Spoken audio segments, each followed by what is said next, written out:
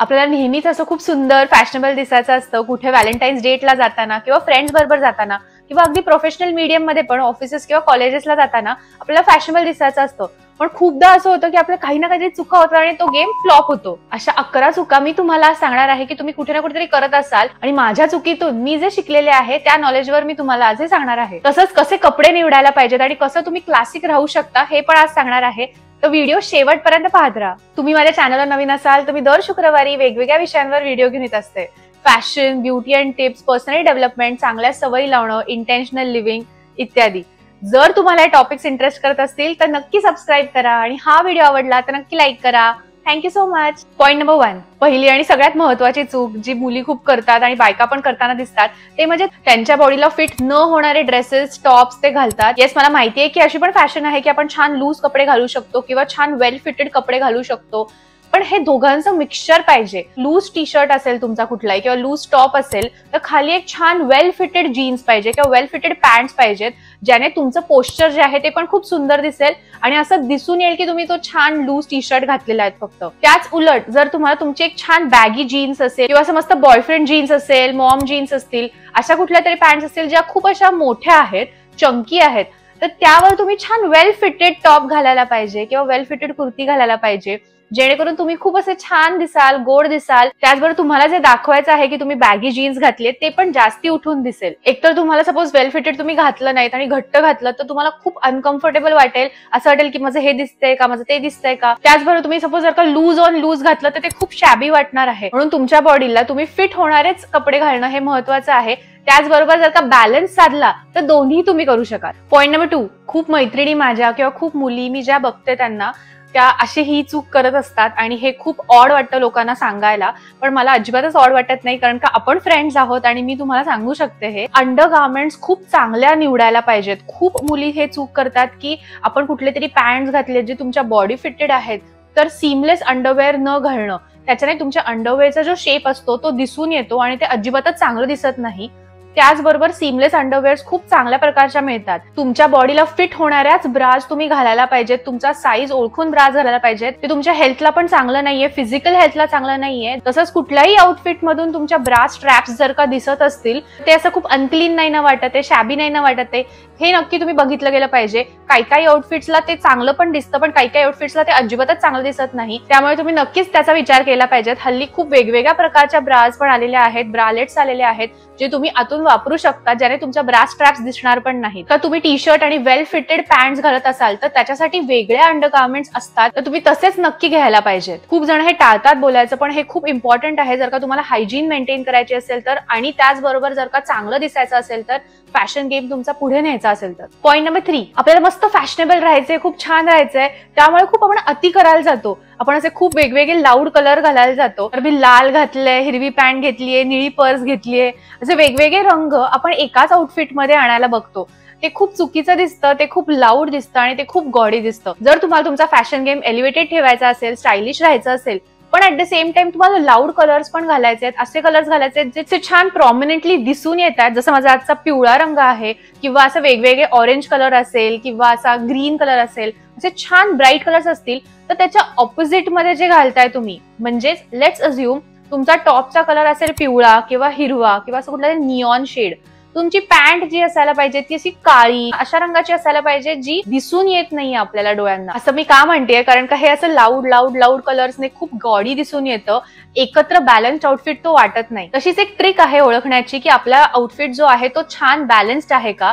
तर अख्ख्या आउटफिटमध्ये म्हणजेच टॉप, बॉटम, तुमची पर्स असेल तर ती, किंवा शूज असतील तर, किंवा अजून काही ऍक्सेसरीज तुम्ही वेगवेगळ्या कॅरी करत असाल तर ते, त्याच्यामध्ये 2 ते मॅक्सिमम 3 कलर्सच तुमचे दिसायला पाहिजेत. म्हणजेच लेट्स अज्युम तुमचा टॉप आहे पिवळ्या कलरचा, तुमची पॅन्ट आहे छान अशी ब्लॅक कलरची, तुम्ही शूज घातले ते पण ब्लॅक कलरचे आहेत, तुम्ही पर्स घेतली ती पण छान ब्लॅक आहे आणि त्याच्यावर छान असा गोल्ड आहे जे तुम्ही गोल्ड पिवळं मॅच करू शकता. तुमचे जे इयरिंग्स आहेत, नेकलेस आहे, रिंग्स आहेत, त्या पण सगळ्या गोल्ड आहेत, त्या तुमच्या टॉपला पण मॅच होणार आहेत पिवळ्या कलरच्या. म्हणजे तुम्हाला कळत असेल मला काय म्हणायचंय की अख्खा जो आउटफिट आहे त्याच्यात हार्डली 2 ते 3 कलर्स आहेत आणि त्याच्यामुळे तुमचा अख्खा आउटफिट असं छान उठून दिसेल. तुम्ही लाऊड कलर पण घातला असेल पण ऍट द सेम टाइम तुम्ही असे छान दिसाल. पॉईंट नंबर 4, एकत्र वेगवेगळे प्रिंट्स घालायला जाऊ नका, हमखास ते डोळ्यावर येतं. म्हणजे जर का तुमचा टॉप असा छान फ्लोरल असेल तर पॅन्ट अगदी जॉमेट्री शेप्स आहेत त्याच्यावर. असं करू नका. वेगवेगळे प्रिंट्स एकत्र आले की ते खूप अंगावर येतात, खूप डोळ्यात येतात आणि कुठल्याच एका पार्टकडे लक्ष जात नाही. म्हणजे आपलं लक्ष वेधून घ्यायचं असेल तर तसं पण दिसत नाही. जर तुम्ही असं केलं की टॉप असा छान प्लेन आहे पण पॅन्ट अशी छान फ्लोरल आहे किंवा स्कर्ट घातलाय फ्लोरल, किंवा ऑपोजिट केलं की टॉप जो आहे तो असा जॉमेट्री शेप्ड आहे आणि मग पॅन्ट असे छान ऑफिस वेअर पॅन्ट्स आहेत किंवा असं काही, तर त्याच्याने छान तुमचा आउटफिट एलिव्हेट होईल. जे तुम्हाला हायलाइट करायचे प्रिंट्स आहेत ते पण हायलाइटेड दिसतील. ऑपोजिट मध्ये जे असणार किंवा बॉटम वेअर किंवा टॉप वेअर जे असणार आहे ते सटल घातलं तर ते खूप उठून दिसेल, प्रिंट्स छान दिसतील आणि गॉडी अजिबातच दिसणार नाही. पॉईंट नंबर 5, अख्खा आउटफिट सुंदर असतो, खूप छान तुम्ही दिसत असता, क्यूट असा छान आउटफिट असतो, छान छोटे इयरिंग्स असतात, नाजूक असा ब्रेसलेट असतं, पण नेमकं घरून बाहेर जाताना तुम्ही जे शूज घालता ते अगदी चंकी असतात.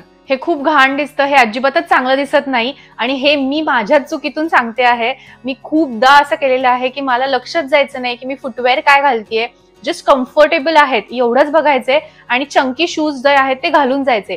बाकी आउटफिट मस्त असायचा पण माझे शूज आहेत ते ऑफबीट दिसायचे. तर असं अजिबातच करू नका. जर का तुमचा आउटफिट असं छान नाजूक असेल, फेमिनिन असेल, रोमॅन्टिक असेल, तर जे तुम्ही फुटवेअर घालणार आहात ते पण छान हिल्स किंवा फ्लॅट्स जर का तुम्हाला घालायचे तसे असे छान पाहिजेत, नाजूक पाहिजे, ज्याच्यावर वर्क पाहिजे. पण जर का तुम्ही टी शर्ट आणि जीन्स घालत असाल तर तुम्ही मस्त स्नीकर्स घालून गेलायत. म्हणजेच काय की आउटफिटला अप्रोप्रिएट असणारे फुटवेअर जे आहेत ते तुम्ही घातलेले आहेत. तसंच मी जसं म्हटलं फुटवेअरचा रंग जो आहे तो पण तुमच्या आउटफिटला मॅच होतोय ते बघा. त्याच्यासाठी आता काही वेगवेगळ्या रंगांचे फुटवेअर घ्यायला पाहिजेत अशातला भाग नाहीये, पण बेसिक रंग जे असतात ते की पांढरा, काळा किंवा न्यूड कलर असतो, एक ऑफ व्हाईट अजून कलर असतो, बेज असतो, असे जे 2-4 क्लासिक पीसेस आहेत ते तुमच्या वॉर्डरोब मध्ये असतील तर ते कुठल्याही आउटफिटवर जातील. पॉईंट नंबर 6, कधी कधी आपलं असं होतं बघा की आपण खूप छान एका मस्त इव्हेंटला चाललोय, म्हणजे लेट्स से मी कुणाच्या तरी लग्नात चाललीये, तर मस्त साडी जी आहे ती अशी म्हणजे एथनिक साडी आहे, खूप अशी सिंपल साडी आहे.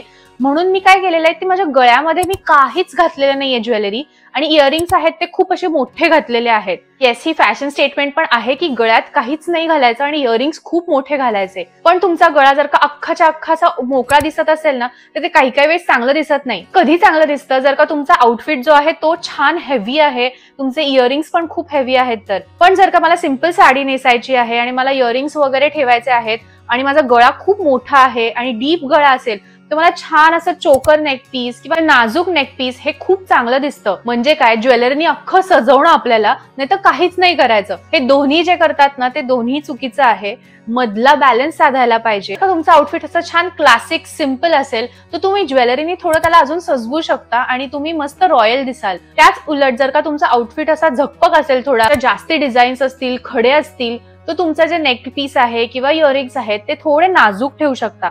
म्हणजे ह्याच्याने तुमचा बॅलन्स्ड आउटफिट दिसतो आणि तुम्ही पुट टुगेदर दिसाल. पॉईंट नंबर 7, खूप माझे फ्रेंड्स आहेत किंवा खूप मुली पण आहेत ज्या मला दिसून येतात की त्या ब्रँड्सच्या नावाखाली कुठलेही ब्रँड्स घेतात, महाग असेल काही असेल, जस्ट ब्रँडेड हवंय म्हणून, आणि त्याचा जो लोगो किंवा हे असतं ते असं खूप लाऊड असतं आणि डोळ्यात येणारा असतो आणि आपला बाकीचा जो आउटफिट असतो तो काहीच दिसत नाही. मला असं वाटतं की ब्रँडेड क्लोथ्स म्हणून आपण काहीही घ्यायला पाहिजे असं नाही करायला पाहिजे. Yes, quality matters. तुम्ही कुठलेही कपडे घ्या, क्वालिटी चांगली असायला पाहिजे त्या कपड्यांची.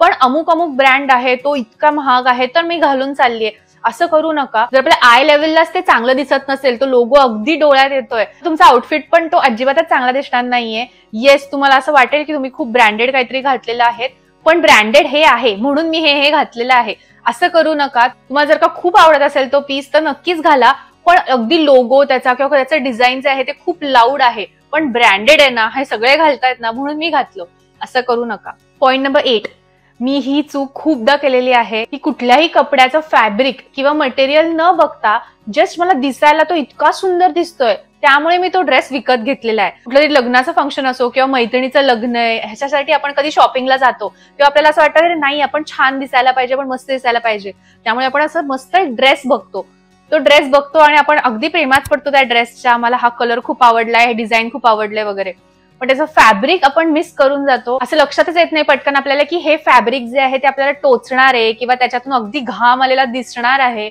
हे खूप शॅबी दिसतं जर का तुम्ही कुठल्याही लग्नात गेलेला असाल तर. त्याचमुळे फॅब्रिक कुठलं आहे, मटेरियल्स कुठले आहेत, तुम्हाला कुठलं मटेरियल सूट करतं ह्याची नोंद तुमच्याकडे असायला पाहिजे आणि त्याचनुसार तुम्ही कपडे चूज करायला पाहिजेत. पॉईंट नंबर 9, खूप मुलींचं असं होतं की ट्रेडिशनल ड्रेस जेव्हा घालायला जातो आपण तेव्हा एम्ब्रॉयडरीचा छान ड्रेस असतो, वेगवेगळे डिझाईन्स असतात ड्रेसवर, असे मोठे छान सर्कल्सचे डिझाईन्स असतील किंवा असे मस्त खडे असतील त्याच्यावर. पण नेमकं काय होतं की तो ड्रेस अख्खा एम्ब्रॉयडरीचा आहे, गळ्यापासून ते खालीपर्यंत एम्ब्रॉयडरी आहे आणि तुमचा जो नेक पीस असतो, नेकलेस असतो, तो अगदी तो गळा इथपर्यंत कव्हर करतो आणि त्याची एम्ब्रॉयडरी अख्खी निघून जाते. ही चूक तुम्ही करू नका. जर का तुम्हाला एम्ब्रॉयडरीचा ड्रेस हवा असेल तर हे नक्की बघा की ती एम्ब्रॉयडरी किंवा ते डिझाईन जे आहे ते कशा पद्धतीचं आहे. जर का ते खूप मोठं चंकी डिझाईन असेल तर तुम्ही अगदी चंकी नेक पीस घातलात तर ते अजिबातच चांगलं दिसणार नाहीये. त्याचबरोबर उलट जर का ते खूप नाजूक असेल, खूप सौम्य असेल तर तुम्ही थोडासा छान आऊड एक चोकर घातलाय तरी चालणार आहे. ड्रेसची एम्ब्रॉयडरी कशी आहे ते बघूनच तुम्ही ज्वेलरी पीस चूज करायला पाहिजे. आता नेक पीस किंवा नेकलेस कुठल्या ड्रेसेसवर छान दिसतील? जर का तुमचं इकडून असा प्लेन आहे आणि खाली अनारकली स्टाईल आहे, खाली जे आहे ते डिझाईन तुमचं मेजर असेल तर तुम्हाला वरती डिझाईन असलेलं पण छान दिसेल इकडे. म्हणजेच काय, इथे ज्वेलरी असेल तर छान दिसेल, इयरिंग्स छान दिसतील चंकी, कारण का इकडे अख्खं प्लेन आहे. म्हणजे तुमची नजर जी आहे ती वेगवेगळ्या सेक्शन्स मध्ये पडेल. अगदी कुठे बघायचं हेच कळत नाहीये, असं नको व्हायला कोणाला. पॉइंट नंबर 10, बॉडी शेप नुसार, बॉडी टाईप नुसार कपडे घालणं खूप गरजेचं आहे. आणि खूप मुली मला ह्या चुका करताना दिसतात की ते बॉडी शेप नुसार कपडे घालत नाहीत. जर का तुम्ही क्यूट पेअर शेपचे असाल तर तुम्ही ए लाईन ड्रेसेस घालू शकता. जर का तुम्ही मस्त डायमंड शेपचे असाल तर अनारकली ड्रेसेस घालू शकता. याचा अर्थ अजिबातच असा नाहीये की तुम्ही वेगवेगळे ड्रेसेस ट्राय नाही केले पाहिजेत, पण ऍट द सेम टाइम तुम्हाला माहिती पाहिजे की तुम्हाला जास्ती काय सूट करेल. आणि अशी चूक मी पण केलेली आहे की मला जे सूट नाही होते पण हे लोकांना छान दिसतंय म्हणून मी घातलेलं आहे.